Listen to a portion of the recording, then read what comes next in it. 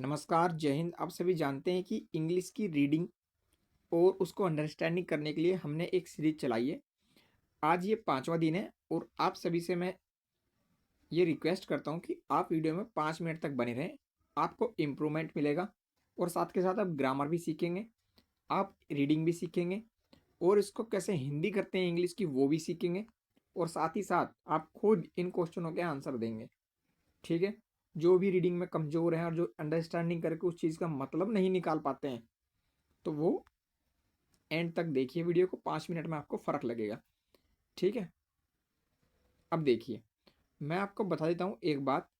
ये जो रीडिंग चल रही है, इस रीडिंग में हम अंडरस्टैंडिंग कैसे करते हैं। देखिए, सबसे पहले शुरू करते हैं द हिमालयाज़, यानी कि हिमालय।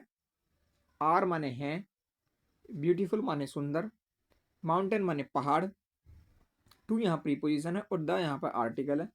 द नॉर्थ यानी कि उत्तर, ऑफ माने काके की पोजीशन को दिखा रहा है, इंडिया यानी कि भारत के। अब देखिए, मैं आपको बताता हूँ, नॉर्थ से पहले आर्टिकल दा लगाया है यहाँ पे। मैं रेड से डिनोट करता हूँ। देखिए, मैं धीरे धीरे समझाऊंगा ताकि आपको लाइफ में दोबारा प्रॉब्लम ना आए, तो इसीलिए इस वीडियो को ध्यान से देखिएगा। मैंने कल बताया था डायरेक्शन से पहले दा आता है, जैसे कि नॉर्थ से पहले दा आ गया। ठीक है? ईस्ट से पहले दा आ जाएगा, ईस्ट से पहले दा आ जाएगा, नॉर्थ से पहले दा आ गया। अब बहुत से स्टूडेंट का डाउट रहता है, सर वेस्ट बंगाल, इसमें भी तो वेस्ट है, वेस्ट बंगाल, इससे पहले दा नहीं आएगा। क्यों? देखिए, आप ध्यान से देखिए, साथ के साथ मैंने कहा ना, ग्रामर भी मैं आपके साथ के साथ कराऊंगा। 5 मिनट तो दीजिए आप मुझे। डायरेक्शन से पहले दा आता है, ठीक है ना? डायरेक्शन से पहले क्या आता है? दा का यूज होता है डायरेक्शन से पहले, जैसे कि द ईस्ट। पर वेस्ट बंगाल, ये भी तो डायरेक्शन है वेस्ट, इससे पहले दा लगा दो, ठीक है। पर अगर हम बोलेंगे वेस्ट बंगाल, वेस्ट बंगाल, मैं शॉर्ट में लिख देता हूँ BANG, इससे पहले दा का यूज़ हम नहीं करेंगे। क्यों नहीं करेंगे हम इससे पहले दा का यूज़? इससे पहले हम दा का यूज़ नहीं करेंगे क्योंकि वेस्ट बंगाल एक स्टेट है, ये डायरेक्शन को डिनोट नहीं कर रहा है। जो डायरेक्शन को डिनोट करते हैं उनसे पहले हम दा का यूज़ करते हैं। चलिए वापस से अपनी स्टोरी पर आते हैं। ठीक है? तो आपने देखा कि नॉर्थ से पहले दा का यूज़ हुआ है क्योंकि द क्या है? द एक आर्टिकल है। आप इस बात को ध्यान से समझिएगा। हिमालय से पहले दा का यूज़ हुआ है। क्यों? क्योंकि हिमालय क्या है? माउंटेन रेंजेस है। आप ध्यान से देखिए, पहाड़ों की श्रृंखला, पहाड़ श्रृंखला के नाम से पहले दा लगता है। पहाड़ श्रृंखला से पहले दा लगता है। आपका मैं सदियों पुराना डाउट भी आज दूर कर दूंगा। ठीक है? पहाड़ श्रृंखला से पहले दा लगता है, पर चोटी से पहले दा नहीं लगता। पहाड़ की चोटी से पहले नहीं लगता, पहाड़ की चोटी से पहले नहीं लगता। पहाड़ की श्रृंखला आ जाए तो उससे पहले दा लगता है, और पहाड़ की अगर चोटी आ जाए तो उससे पहले दा नहीं लगता। यानी कि रेंजेस, पहाड़ माउंटेन रेंजेस से पहले दा लगता है, और अगर उसकी पीक्स आ जाएं, चोटी आ जाए, तो उससे पहले दा का यूज़ नहीं होता है। मैं आपको यहाँ अभी एग्जाम्पल दे के मैं समझाता हूँ। कृपया करके 2 मिनट आप रुकिए ताकि आप वीडियो को अंडरस्टैंडिंग बहुत अच्छे से करें। मैंने यहाँ लिखा the Himalaya, the Himalayas, short में लिख रहा हूँ द हिमालयास, तो सही है। मैंने लिखा है द ईस्टर्न, ये भी पहाड़ है, पहाड़ की श्रृंखला है, सही है। मैंने लिखा द ईस्टर्न घाट, ये ईस्टर्न घाट है। यहाँ लिखा मैंने द वेस्टर्न घाट, ठीक है। तो यहाँ पर द लगेगा क्योंकि पर्वत श्रृंखला है, द आल्प्स, ठीक है ना?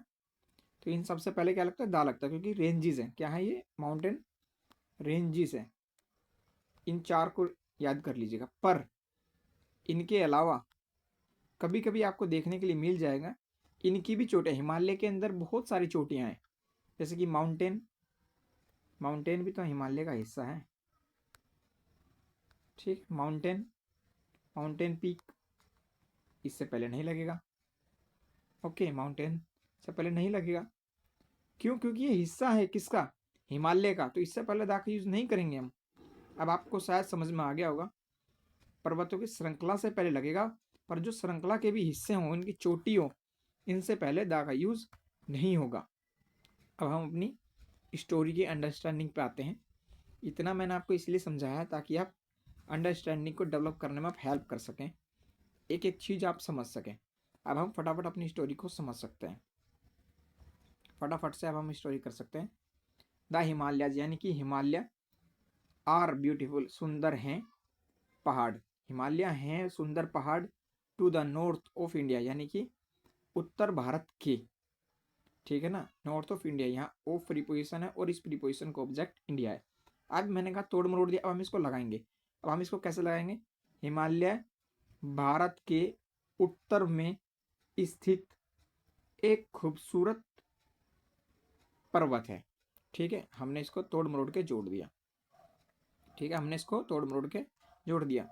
हिमालय भारत के उत्तर में स्थित एक सुंदर पर्वत है, ठीक है। हिमालय आर ब्यूटीफुल, हिमालय सुंदर है पर्वत, यानी कि हिमालय सुंदर पर्वत है to the north of India, Bharat के उत्तर में स्थित। समझ में आ गया होगा, बार बार रिपीट इसलिए करता हूँ ताकि समझ में आए आपको। हिमालय आर माने है सुंदर पर्वत, to the north of India, Bharat of माने के उत्तर में स्थित। समझ गए होंगे आप।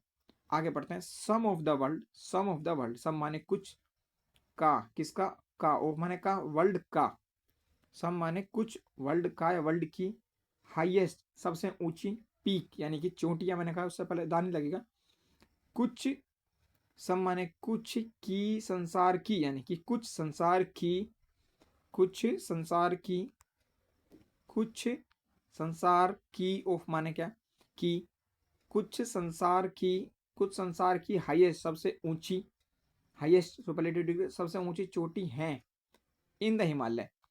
अब तोड़ मरोड़ दिया, यानी कि संसार की कुछ सबसे ऊंची चोटी हिमालय में है। अब देखिए हिमालय में है और हाईएस्ट पीक कहाँ पर है? हिमालय में। इन द हिमालय, वापस से दा लग गया क्योंकि हिमालय मैंने बताया आपको रेंजेस है। द हाईएस्ट, ये दा यहाँ क्यों लगा बताइए? क्योंकि ये सुपरलेटिव डिग्री है।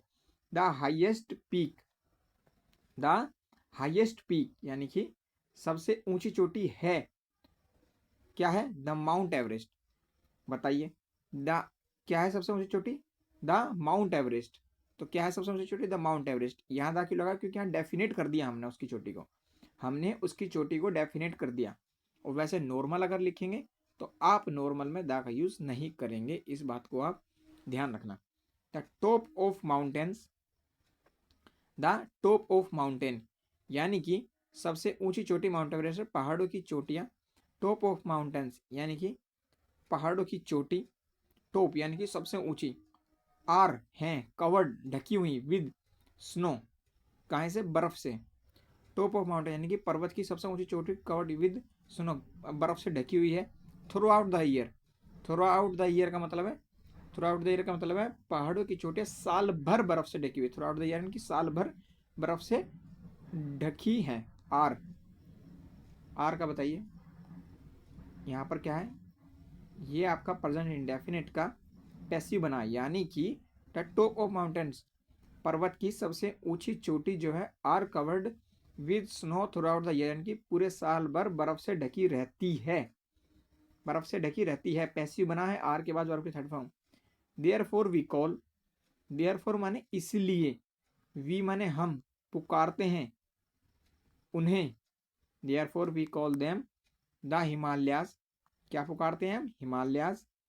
और या the abode of snow, abode माने होता है घर, यानी कि बर्फ का घर, मैंने बना ओफ माने काके की, बर्फ का घर। ठीक है, ये आज की हिंदी थी। अब हम कुछ क्वेश्चंस पे ध्यान देते हैं। चलिए अगले क्वेश्चंस पे हम देखते हैं, इनका आंसर आप दे सकते हैं या आप नहीं। अब आपको क्वेश्चनों के आंसर देने हैं। Himalayas are called, Himalayas are also called, Himalaya को भी कहा जाता है, क्या कहा जाता है? टेम्पल ऑफ स्नो, बर्फ का मंदिर नहीं। माउंटेन विद स्नो नहीं। पिरामिड ऑफ स्नो नहीं। क्या कहा जाता है? एबोर्ड ऑफ स्नो यानी कि बर्फ का घर कहा जाता है। अब नेक्स्ट क्वेश्चन पे आप ध्यान दीजिए। नेक्स्ट क्वेश्चन क्या है? Is the highest peak of Himalaya, Himalaya की हाईएस्ट पीक क्या है? नंगा पर्वत नहीं, कंचनजंगा नहीं, और पुमोरी नहीं, जो हाईएस्ट पीक है वो आपकी है Mount Everest. Okay. Himalayas are situated, जिसके आंसर ठीक है वो कमेंट जरूर करना। Himalayas are situated, Himalayas are situated कहाँ है वो?